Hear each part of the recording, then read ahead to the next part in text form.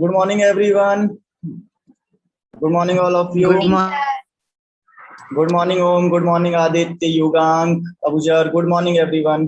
Okay, चलो start करते हैं। लास्ट टाइम में हम लोगों ने क्या बोला था कि यहाँ पर जो क्या चल रहा था, हमारा फर्स्ट चैप्टर कंप्लीट होने वाला था, right? Good morning Sanjeev. So आज हम लोग कंटिन्यू करेंगे उसी को आगे कि आज हमें क्या क्या पढ़ना है, जरा उसको समझते हैं, ठीक है? Good morning sir. Good morning बेटा।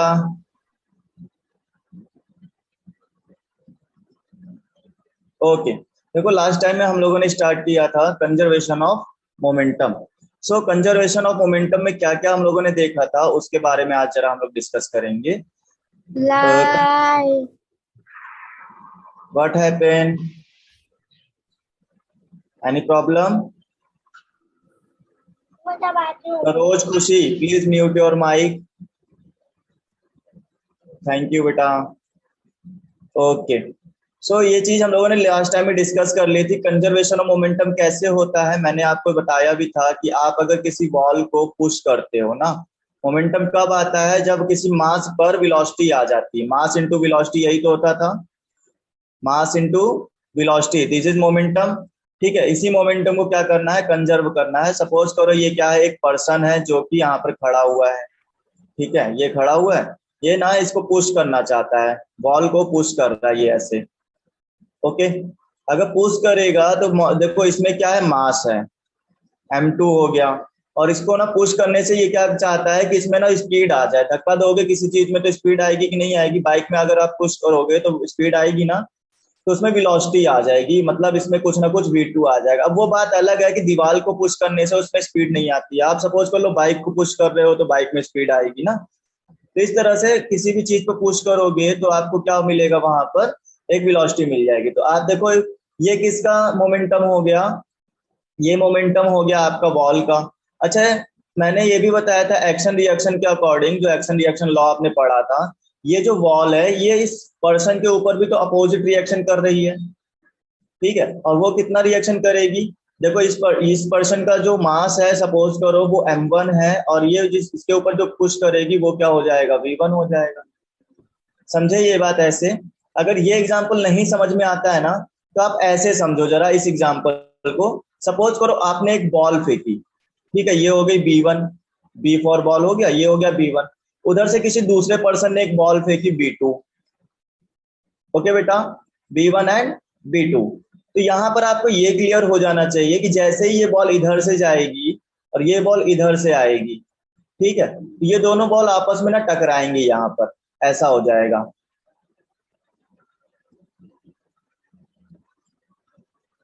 एक मिनट, हाँ हाँ, ये बॉल ना ऐसे टकरा जाएंगे आपस में, समझ रहे हो? तो बॉल टकराने से क्या होगा जरा वो समझो। मैं समझाना क्या चाहता हूँ इस बात पे जरा फोकस करो। इस बॉल का जो मास है वो है m1, b1, ये b1 वाली बॉल थी, ये b2 वाली बॉल थी। इसका वो मास है m1 और ये हो गया v1। इसका मास है m2 और इसमें वेलोसिटी जो आपने फेंकी थी वो क्या थी, v2 थी। आप मेरे को ये बताओ, इसका रिप्लाई जरूर देना कि अगर ये बॉल इसको इधर से टच करेगी, ठीक है, इस साइड से रन करती हुई आई और यहाँ टक्कर कर दी, ये वाली इस साइड से रन करती हुई और इसको टक्कर कर दी, तो इनकी डायरेक्शन क्या होगी जरा बताओ? इन वापस टकराने के बाद इनकी डायरेक्शन क्या हो जाएगी सर? चेंज हो जाएगी। चेंज हो जाएगी। मतलब ये जो बॉल है ये इस तरफ आ रही थी ना, लेफ्ट टू राइट जा रही थी, और जैसे ही टक्कर करेगी वैसे ही ये पीछे को भाग जाएगी, ठीक है? इसी तरह से ये वाली बॉल क्या होगी, जो इस साइड आ रही थी ऐसे आ रही थी, अगर इस तरफ आ रही थी तो वापस ये ऐसे चली जाएगी। इनकी डायरेक्शन चेंज हो जाएगी, जिस डायरेक्शन में आ रही थी उसी डायरेक्शन में ये वापस चली जाएंगी ना। यहाँ पर आपको ये समझ लेना चाहिए कि यहाँ पर ना जिस स्पीड से आई थी ये उसी स्पीड से वापस चली जाएंगी, मतलब मोमेंटम कंजर्व हो जाएगा आपका। जितनी स्पीड से जा रहे थे उतनी ही स्पीड से वापस आ गए तो मोमेंटम क्या हो जाएगा, कंजर्व हो जाएगा। मतलब पहले जो स्पीड रही होगी और बाद में जो स्पीड मिली है वो क्या हो गई, कंजर्व हो गई आपकी। इसीलिए तो कल जब हमने फॉर्मूला कराया था तो यहाँ पे जरा समझो इस फॉर्मूले को। ये देखो, जो लास्ट में v क्या होती है, v होती है फाइनल वेलोसिटी ना। तो लास्ट में स्पीड बनी थी और जो इनिशियल स्पीड थी, उन दोनों का अगर हम लोग सम देखेंगे तो दोनों ही क्या होती हैं, इक्वल होती हैं। जो पहले स्टार्ट किया था और जो लास्ट में है वो दोनों ही क्या है, इक्वल है। आप पहले भी 500 किलोमीटर की स्पीड से गए थे और लास्ट में भी 500 किलोमीटर की स्पीड से ही हो, इसीलिए किसी को बोलते हैं कंजर्वेशन ऑफ मोमेंटम। और ये कैसे आया था मैंने आपको बता तो दिया ही था, बताया था ना। ये बॉल इधर से जाएगी तो इसमें क्या होगा, एक F1 वर्क करेगा, फोर्स वर्क करेगा, और इधर से ये बॉल आएगी तो ये अपोजिट डायरेक्शन में आ रही है, ये दूसरी तरफ ताकत लगाएगी, अपोजिट डायरेक्शन में फोर्स लगाएगी। ये दोनों ही अपोजिट डायरेक्शन होने की वजह से इसमें एक माइनस साइन आ जाता है। ये देखो बुक में दिया हुआ है माइनस साइन। F1 जो होगा वो F2 का अपोजिट होगा, मतलब माइनस F2 होगा। समझे ये बात पूरी? एनी प्रॉब्लम यहाँ तक? और फिर इसके आगे ये स्टेप्स कैसे आए थे मैंने समझाए थे। किसको नहीं समझ में आए थे ये स्टेप, ये बता दो। अगर नहीं समझ में आया तो हम आज और क्लियर कर देते हैं, क्योंकि ये जरूरी है, पेपर में आ सकता है। कंजर्वेशन ऑफ मोमेंटम एक्सप्लेन करने के लिए आएगा बेटा। सर मेरे को नहीं समझ में आया था। तो बेटा ये बात समझ में आई कि नहीं, F2 is equal to minus F1 कैसे आया, बताओ। कृष्णा ने भी बोला नहीं समझ में आया, ओके। और कोई है जिस, ये बताओ पहले, और किसको किसको नहीं समझ में आया, कमेंट में नो नो लिख के बताओ कि हाँ सर नहीं आया। जिसको भी समझ में नहीं आया सब लोग कमेंट में लिखो नो।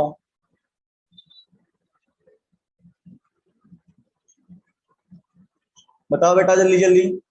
सबको आ गया क्या? बस एक ही स्टूडेंट है जिसको नहीं आया, सेजल को नहीं आया, ईशान को नहीं आया, आदित्य भी नहीं आया, और कोई जुबेर, संजीव, बहुत सारे बच्चे हो जिसको समझ में नहीं आया। बताओ, आप लोग बोल नहीं रहे हो, मैं ऐसे ही आगे निकल जाता तो कैसे समझ में आता, है ना। देखो आयुषी पवार भी हैं, और कोई है, अबुजर, संजीव, जुबेर, आदित्य, सेजल, सब लोग हैं बेटा। सब, किसी को भी नहीं समझ में आई ये कैसे आई चीज। बेटा देखो इसको समझाने के लिए ये बताओ, अच्छा अब ये बताओ कि ये इक्वेशन कैसे आई, F2 equal to minus F1, क्या ये समझ में आई? अगर ये समझ में आता है कि F2 equal to minus F1 कैसे आया, तो फिर मैं इसके आगे स्टार्ट करता हूँ, जरा बताओ।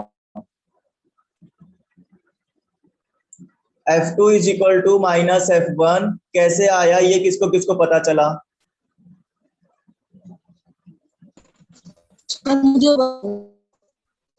जिसको भी पता चला ना वो यस लिखो, जिसको नहीं पता चला वो नो लिखो जरा।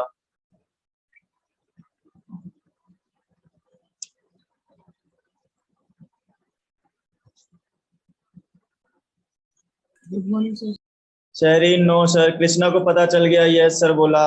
और चलो अच्छा ठीक है, मैं बताता हूँ आपको। मैं इतनी देर से बेटा यही एक वो चीज बोल रहा हूँ, एक्शन और रिएक्शन का मतलब होता है कि आप जब किसी चीज पर फोर्स लगाते हो तो वो चीज भी आपके ऊपर उतना ही फोर्स लगाती है। यही डिफिनीशन तो पढ़कर आए थे, every action have equal and opposite reaction. Okay okay, जब आप क्या करते हो कि जब किसी पर फोर्स लगाते हो, सपोज आपने इस पर F1 फोर्स लगाया, ये भी आप पर F2 फोर्स अप्लाई करेगी।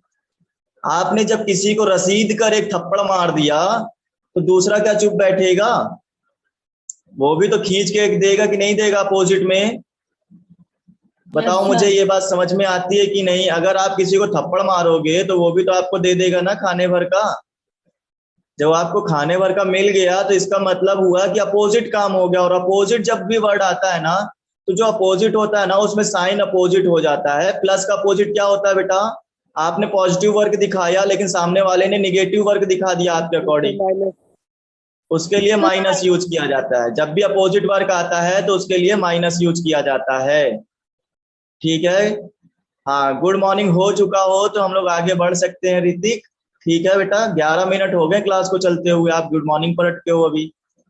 ओके, तो ये बात समझ में आई, जब भी अपोजिट रिएक्शन आपको मिलेगा तो वहां माइनस साइन आएगा। अब जरा समझो, आपने ये आपके पास बॉल थी, मैंने कहा था कि आपके पास सपोज करो कोई दो चीजें हैं, ये ट्रक हो गया, ओके, ये ट्रक हो गया, ये हो गई बाइक, ओके, ये बाइक हो गई तो इन दोनों की टक्कर हो गई आकर आगे, ये यहाँ पे टकरा गए आगे।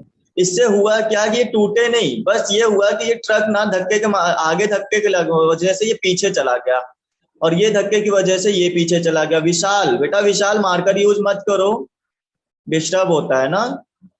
विशाल वर्मा बेटा, ओके, तो ये बाइक ना पीछे चली गई और ये ट्रक क्या हो गया, पीछे चला गया। ये उसी तरह से है जैसे दो बॉल अगर आपको मिलती हैं और दो बॉल टकराएंगी, तो बॉल में देखो क्या होती है, फ्लेक्सिबिलिटी होती है। वो फ्लेक्सिबल की वजह से इधर आ रही हुई बॉल पीछे चली जाएगी और इधर ये जो बॉल इधर आ रही थी ये पीछे चली जाएगी, ऐसे। समझे ये बात? तो इस चीज को ना आप मोमेंटम बोलोगे। यहाँ पे मोमेंटम कंजर्व होता दिखाई देता है। कैसे कंजर्व होगा जरा वो समझो। ठीक, अब जरा ये समझो कि ये जो बॉल इधर आ रही थी ये फोर्स के साथ आ रही थी, F1 के साथ। बिना फोर्स के तो कोई चीज आएगी ही नहीं।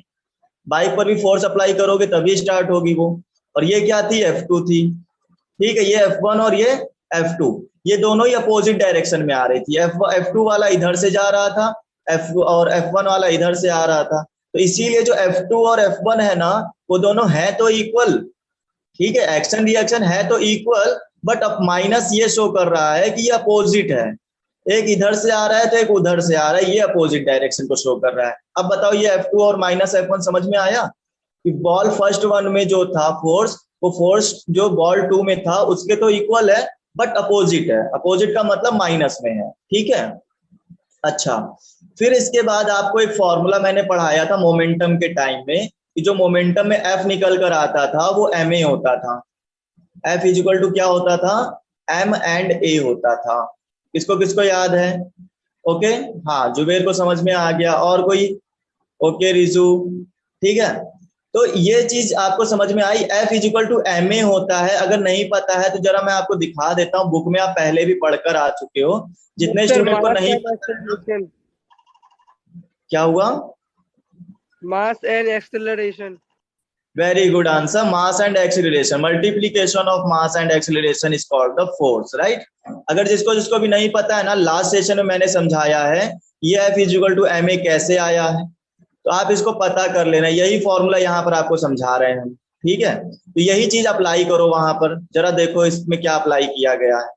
यहाँ पे समझो, ये जो F2 है ना, इसके लिए ma आ गया।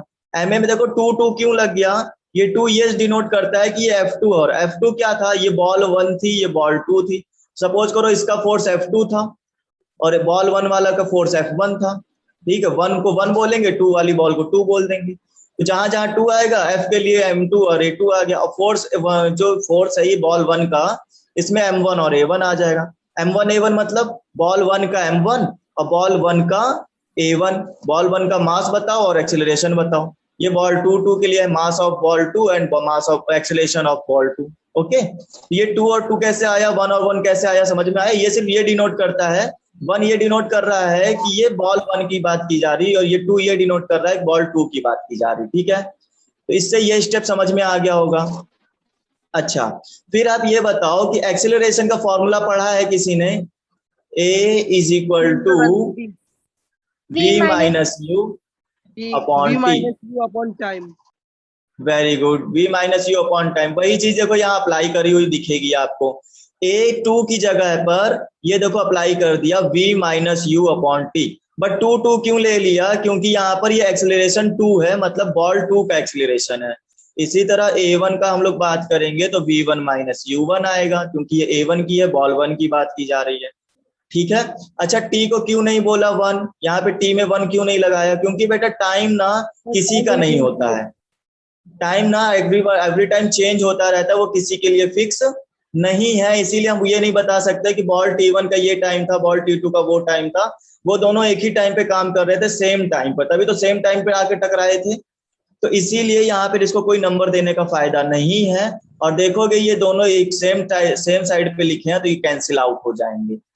अगर आपको ऐसे कैंसिल आउट नहीं करना आता है तो आप ऐसे समझो, ये डिवाइड में है इधर, अगर डिवाइड में है तो इस साइड में मल्टीप्लाई में आएगा, और मल्टीप्लाई में आ गया तो एक ऊपर टी है और एक नीचे टी है, कैंसिल आउट हो गया। तो अब देखो क्या इक्वेशन बच गई आपके पास, m2 v2 u2। देखो बचा क्या, ये m2 v2 और u2, m2 v2 minus u2। फिर देखो ये माइनस का साइन यहाँ पर लगा ही है, m1 हमारे पास है ही है, और v1 माइनस u1 भी आ गया। समझे? अब यहाँ पे ये भी समझो कि आपने मल्टीप्लीकेशन करा दिया m2 का v2 से और m2 का u2 से। ठीक है, m1 का v1 से और m1 का u1 से मल्टीप्लाई कराने के बाद आपकी ये इक्वेशन बनकर तैयार हो गई। मल्टीप्लीकेशन किसको किसको करना आया जरा बताओ? ये सर मुझे आया। आया ना सबको? मल्टीप्लीकेशन आना चाहिए बेटा, मैथ में आप पढ़ चुके हो, मल्टीप्लीकेशन आपको आनी चाहिए, ठीक है। उसके बाद अब काम ये होता है कि जो इनिशियल में मोमेंटम था ना, वो फाइनल के मोमेंटम का इक्वल होना चाहिए, तभी कंजर्वेशन बना रहेगा। अगर चेंज होगा तो कंजर्वेशन नहीं होगा। जरा देखो, इनिशियल की जब बात करेंगे तो इनिशियल में यू होता है ना, तो जितना भी यू वाला टर्म है वो एक साइड ले लो, और वी वाला टर्म जो है वो एक साइड ले लो, और देखो क्या इक्वल आ रहा है। ये देखो, यहाँ पर V1 था, तो इस वाले V1 को इस वाले V के साथ लेके जाओ, और ये U2 था इस साइड में इक्वल टू के, तो इस साइड लेकर आ जाओ, ठीक है। तो आप ये समझो, यहाँ पर ये M2 और V2 लिख दिया हमने, और ये M1 और V1 इधर पॉजिटिव में आ गया, ये M2 V2 U2 इधर आ गया, और M1 U1 इधर आ गया। नोट डाउन हो गया? अब देखो, U1 वाली क्वांटिटी पॉजिटिव में आ गई कि नहीं? माइक अनम्यूट है बेटा, किसका है? Om Singh, Vishal Verma. Vishal Verma, mute your mic. Vishal Verma, mute your mic. बेटा एक्टिव नहीं हो क्या क्लास में? आप सो रहे हो क्या?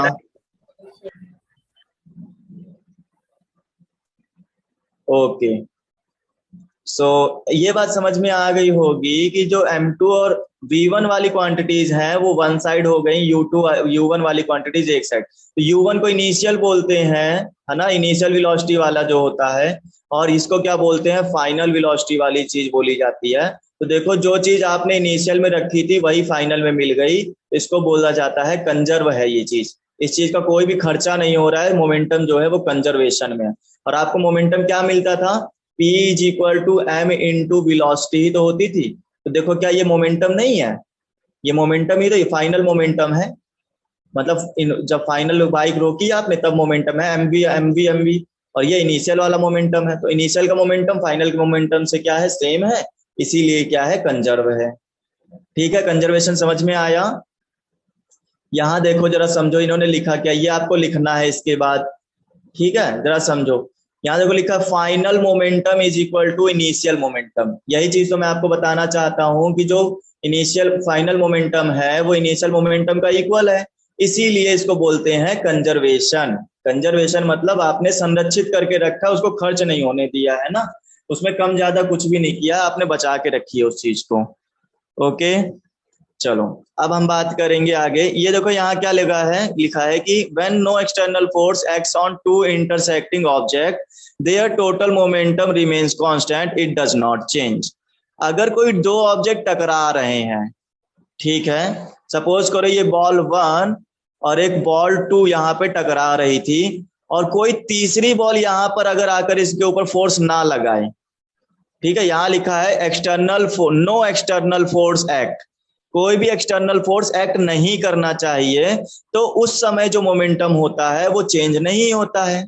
तो यही तो बात हमने सीखी थी, उस समय मोमेंटम चेंज नहीं होता है, जो फाइनल में मोमेंटम होता है वही इनिशियल का मोमेंटम होता है ना। तो ये कंजर्वेशन ऑफ मोमेंटम की दूसरी डिफिनेशन हो गई। तो चाहे आप ये लिख लो चाहे आप ये लिख लो, कंजर्वेशन ऑफ मोमेंटम में दोनों ही चीजें क्या रहेंगी? सही रहेंगी। ओके बेटा, दो डिफिनेशन आपको मैंने यहाँ पर दिखा दी है। ये इक्वल की जगह पर आप क्या कर सकते हो? यहाँ इंग्लिश में इक्वल लिख सकते हो, डिफिनेशन आपकी तैयार हो जाएगी। ओके, एनी प्रॉब्लम यहाँ तक? No sir. Okay dear. No sir. तो अब हम लोग आगे कंटिन्यू करेंगे। आगे देखो आपको क्या क्या सीखना है, ठीक है। ये भी वही डिफिनेशन बोल दी गई है, ये भी आप याद कर सकते हो। 3 डिफिनेशन आपको मिल गई है, इनमें कुछ भी चेंजेस नहीं है, आप पढ़ सकते हो, ठीक है। एक ही लाइन को कई तरीके से बोला गया है, बस ये लोग ये दिखाना चाहते हैं।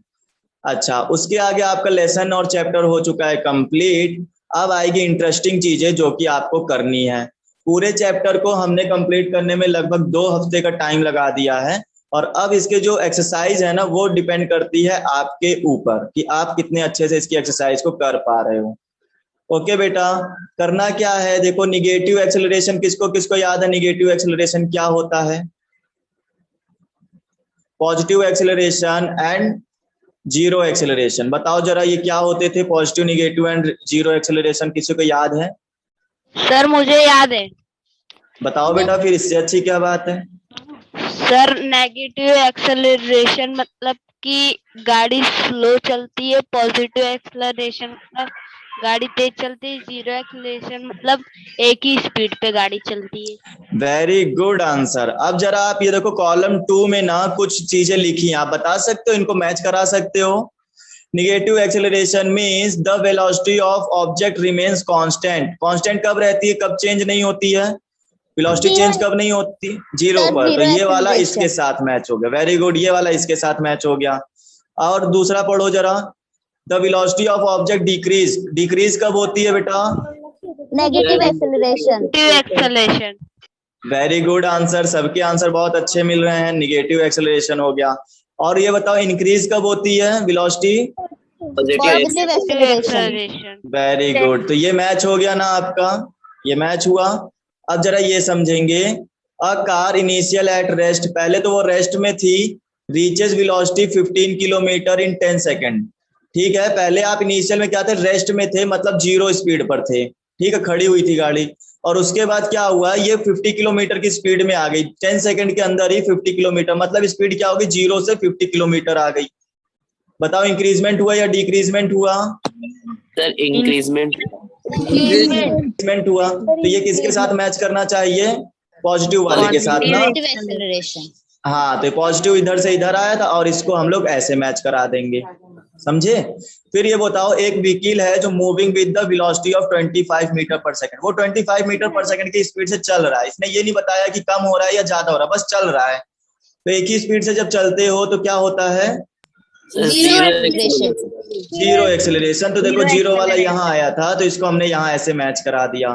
फिर उसके बाद इन्होंने ये बोला है कि moving a vehicle moving with the velocity of 10 metre per second stop हो जाता है, रुक जाती है, मतलब स्पीड कम कर दी आपने और गाड़ी रोक दी, कितने 5 सेकंड के अंदर। जो गाड़ी रोक दोगे, स्पीड कम कर दोगे, तो कौन सा आएगा?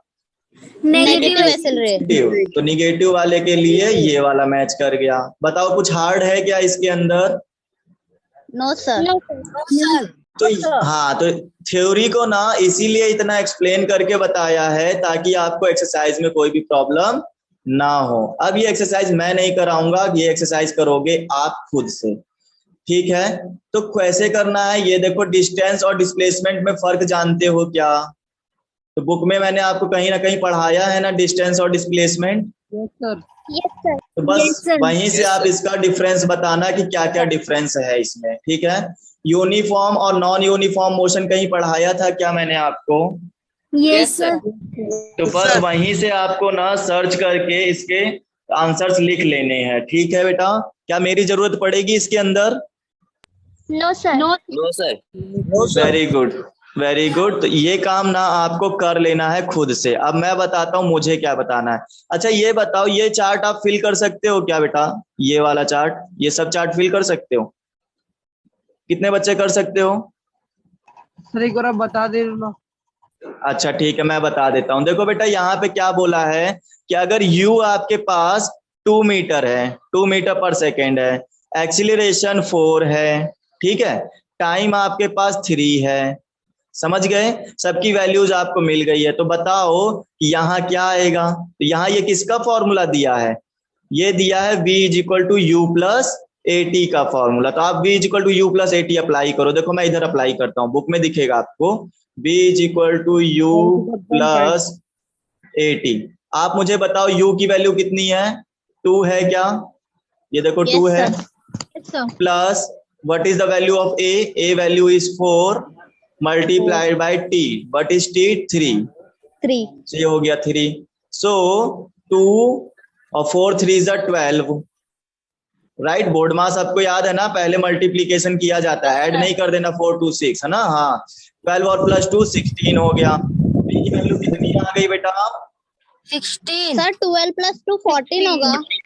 ओ sorry sorry sorry, very sorry, यहाँ 14 होगा, राइट आंसर 14। वेरी सॉरी बेटा, ठीक है, यहाँ 14 होगा, ये आ गया आंसर आपका 14। क्या कहते हो, समझ में आई बात? Yes sir. Yes sir. अब बताओ ये सेकंड वाला कर लोगे? इसमें u बताना है आपको कितना आएगा। कितने बच्चे कर पाओगे? एक और बता देता हूं, फिर उसके बाद हम लोग चलते हैं आगे। फिर यहाँ बोला है v is equal to u plus AT। यहाँ देखो v की वैल्यू कितनी है? ये v की ही वैल्यू तो है, कितनी है? 20 है। 20। ये देखो 20 हमने यहाँ लिख दिया। इज इक्वल टू में u आएगा, u हमें पता नहीं तो u को हम लोग u ही रखेंगे। U13 आएगा। वेरी गुड, अभी चेक कर लेते हैं आता है कि नहीं आता है, ठीक है। फिर उसके बाद 5 आ गया, a की वैल्यू हो गई 5 और t की वैल्यू हो गई 2 हो गया।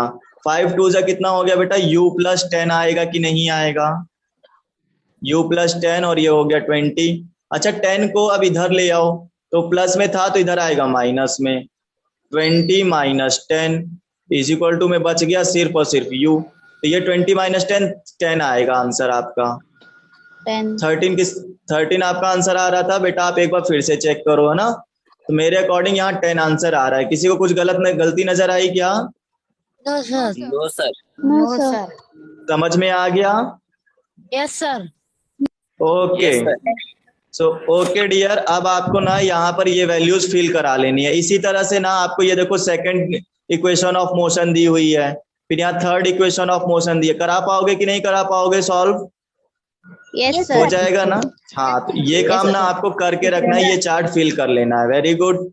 अब देखो ये है फोर्थ वाले में आपको क्वेश्चन में दिया है, ये सब आपको फिल करना है बेटा, ठीक है। डिक्लेरेशन इज एक्सेलरेशन, तो डिक्लेरेशन क्या होता है, जब एक्सेलरेशन घटता है, ठीक है, एक्सेलरेशन जब घटता है, हाँ तो निगेटिव एक्सेलरेशन, यहाँ आंसर आ जाएगा निगेटिव एक्सेलरेशन। तो इस तरह से आपको ना सारी चीजें फिल करा लेनी है। मुझे क्या बताना है मैं उसके ऊपर डिस्कस करता हूँ, चलो ठीक है। तो ये गिव साइंटिफिक रीजन भी आप एक बार सोचना बैठकर, अगर नहीं होता है तो मेरे को बताना, ठीक है। अब मैं आपको जो मेरे कराने लायक, क्या हुआ बेटा? नीचे लो ना स्क्रीनशॉट लेने का। स्क्रीनशॉट लेना बेटा, स्क्रीनशॉट लेने की क्या जरूरत है मुझे ये बताओ। बुक आपको शेयर की गई है ना, बुक नहीं है क्या आपके पास? No sir. चलो आज मैं ग्रुप में ना बुक सेंड करूंगा, जिसके पास बुक ना हो वो बुक ले लेना, ठीक है। तो स्क्रीनशॉट की कोई जरूरत ही नहीं है, आप बुक से देख के पढ़ो ना। देखो मेरे पास ये बुक चल रही है, यही बुक मैं आपको शेयर कर दूंगा, ठीक है ना। तो स्क्रीनशॉट लेने के लिए परेशान मत हो। दूसरी बात, ये वीडियो रिकॉर्डेड है, आप चैनल पर देख सकते हो इसको अगेन एंड अगेन, ठीक है। वहां से भी आप कर सकते हो। यहाँ स्क्रीनशॉट लेने के लिए टाइम मत वेस्ट कराओ प्लीज, सॉरी, ओके। इसके लिए टाइम मत वेस्ट कराओ बेटा। तो अब हम क्या बात करेंगे, क्वेश्चन नंबर 7 की बात करेंगे। यहाँ पे सॉल्व द फॉलोइंग एग्जाम्पल्स। अब आती है बात न्यूमेरिकल की, जिसको हम लोग बोलते हैं प्रॉब्लम, साइंस प्रॉब्लम बोलते हैं, ठीक है। अब आप ये बताओ मुझे, एन ऑब्जेक्ट मूव्स 18 मीटर, कोई ऑब्जेक्ट है वो 18 मीटर डिस्टेंस तक मूव करता है, मतलब ये आपका क्या हुआ, या तो ये डिस्प्लेसमेंट होगा और या तो ये डिस्टेंस होगा, ठीक है। ये डिपेंड करेगा हमें वेलोसिटी दिया है या स्पीड दिया है। तो ये डिस्प्लेसमेंट है या डिस्टेंस है, चलो उसकी बात समझेंगे। इन फर्स्ट 3 सेकेंड, अच्छा तो आप जब फर्स्ट 3 सेकेंड जब बाइक चलाते हो तो आप 18 मीटर कवर करते हो, और फिर इन्होंने बोला है 22 मीटर इन 3 सेकेंड, और फिर आगे 22 मीटर रन करते हो कितने, 3 सेकेंड के अंदर। समझ रहे हो कि नहीं बात को? फिर आप क्या करते हो, 14 मीटर और रन करते हो 3 सेकेंड के अंदर। ये वही बात हुई कि आप पहले कुछ बाइक चलाए, ठीक है, 3 सेकेंड तक बाइक चलाए और आप कवर कर गए 8 मीटर। फिर आपने आगे बाइक चलाई, कितना, 22 मीटर बाइक चलाई, और अब आपको टाइम लगा 3 सेकेंड का, ठीक है। फिर आपने आगे बाइक चलाई कितनी, 14 मीटर, फिर आपको टाइम लगा 3 सेकेंड का। तो बताओ बेटा स्पीड कितनी आएगी, एवरेज स्पीड बतानी है। टोटल यहां से लेकर यहां तक एवरेज स्पीड कितनी रही ये बताना है आपको। बताओ कितने लोगों को आता है? तो स्पीड इज इक्वल टू होता है डिस्टेंस अपॉन टाइम, होता है कि नहीं होता है? Yes sir. ठीक है। तो यहाँ पे ना मैं इसको सॉल्यूशन के लिए मैं आपको सॉल्यूशन पे ले चलता हूँ जरा, क्योंकि यहाँ लिखने में ना ज्यादा लिखना पड़ता है तो समझ में नहीं आता ना, और माउथ से लिखते नहीं बनता है। तो आप जरा इस सॉल्यूशन के ऊपर ध्यान दो जरा, ठीक है।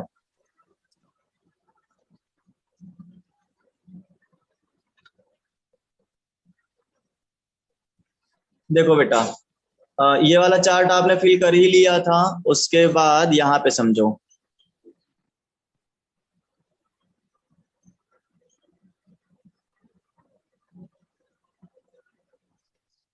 हाँ यही क्वेश्चन आप पढ़ रहे हो ना, 18 मीटर इन 3 सेकेंड, 22 मीटर इन 3 सेकेंड, 14 मीटर इन 3 सेकेंड। तो आपको इस एवरेज स्पीड बतानी है कितना आएगी।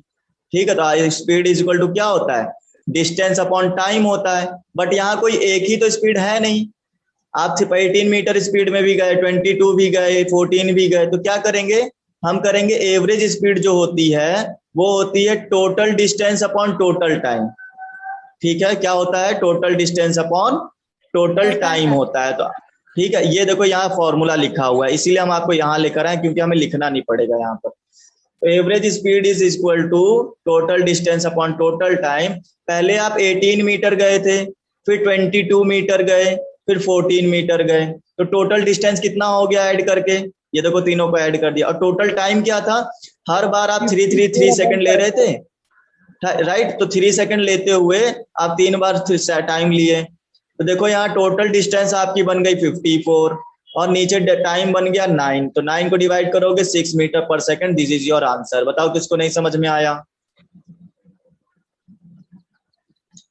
बताओ बेटा। 9 6 54 सही है। सही है, 9 6 54। ओके, तो ये, हाँ, तो ये हो गया क्वेश्चन नंबर 1 कंप्लीट। न्यूमेरिकल समझ में आया, कुछ ज्यादा हार्ड नहीं है, जो पढ़कर आए हो वही चीज है, बस समझने के फेर है खाली। बताओ, ठीक है, आगे चल सकते हैं। Yes sir. Yes sir. Okay, आगे चलेंगे, क्वेश्चन नंबर 2 की बात करेंगे। जरा समझना, यहाँ पर इन्होंने ये कहा कि an object of mass 16 kg, कितना मास दिया है बेटा, कितना केजी है, ये m दिया है, is moving with the acceleration 3। देखो a दे दिया, और m और a को मिलाकर एक फॉर्मूला आपने पढ़ा था क्या, mass acceleration, mass and acceleration को मिलाकर एक फॉर्मूला आपने पढ़ा था क्या, ma force is equal to force होता था ना। तो इन्होंने वही तो बोला है, कैलकुलेट अप्लाइड फोर्स, फोर्स बताओ कितना आएगा, तो m और a को मल्टीप्लाई करने से फोर्स निकल आएगा, हमको पता है F is equal to ma होता है। तो बताओ मल्टीप्लाई कर दें, 6 3 16 3 48 आंसर आएगा। 48।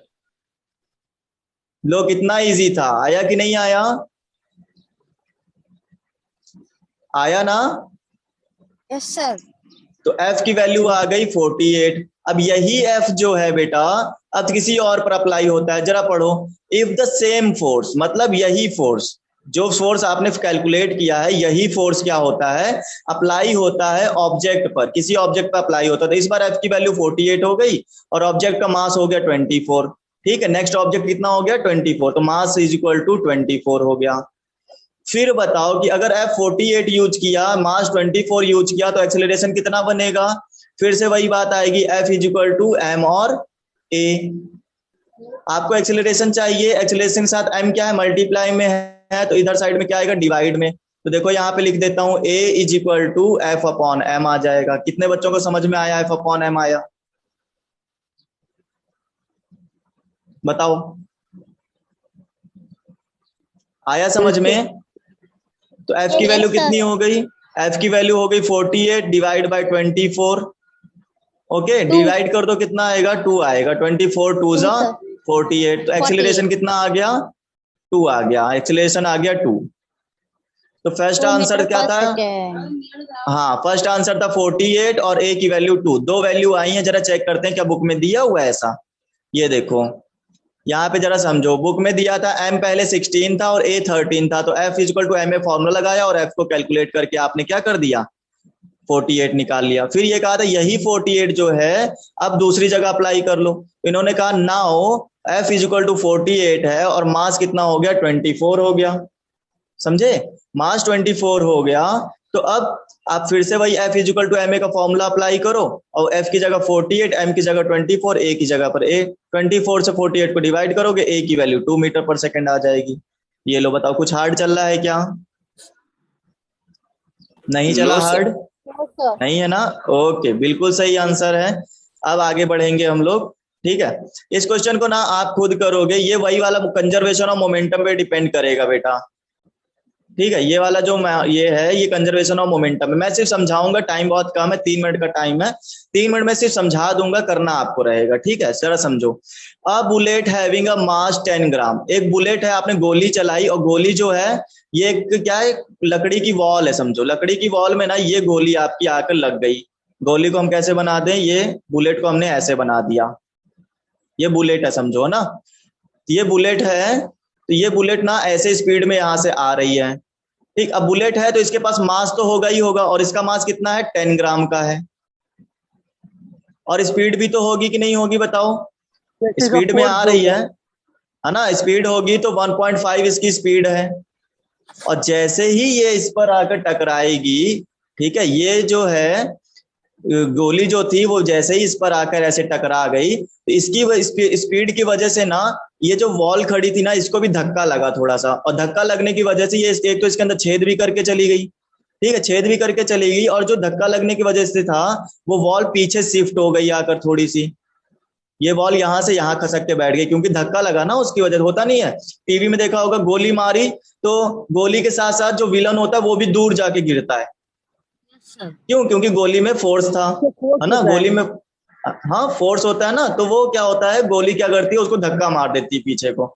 यही चीज यहाँ पर आपको समझनी है कि एक बुलेट जो थी उसके पास 10 ग्राम का मास था, मूविंग विद द स्पीड 1.5 की स्पीड से मूव कर रही है, पेंट्रेट मतलब छेद कर देना, ठीक है, पेंट्रेट छेद कर देती है अ थिक वुडन प्लैंक को, एक क्या लकड़ी का प्लैंक है उसको, क्या पतला सा प्लैंक है, ठीक है ना, पतला सा प्लैंक है उसको छेद कर देती है, ऑफ मास 90 ग्राम, ये 90 ग्राम किसका मास दिया है, इस प्लैंक का दिया है, मतलब इस लकड़ी के वॉल का दिया हुआ 90 ग्राम।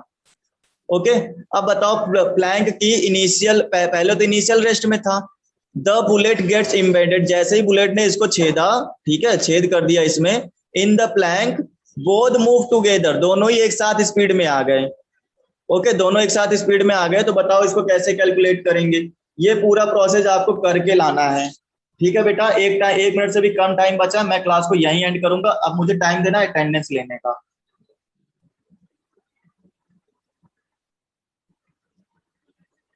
Okay sir. ओके डियर, सो आपको यहां तक मैंने थ्योरी समझा दी है, इसके आगे हम डिस्कस करेंगे नेक्स्ट लेक्चर के अंदर, ठीक है बेटा। ये आपका यहाँ पे इसका सॉल्यूशन है, ठीक, आप इसको कर सकते हो इस तरह से, आप इसको चाहे स्क्रीनशॉट ले लो इसका, या वीडियो में आपको मिल जाएगा, तो आप यहाँ से इसको समझ सकते हो, ठीक है। तो आज की क्लास को हम यहीं खत्म करते हैं, bye all of you, take care, bye sir. Bye बेटा, bye bye sir. Bye sir. Bye बेटा, bye sir, thank you sir. Welcome.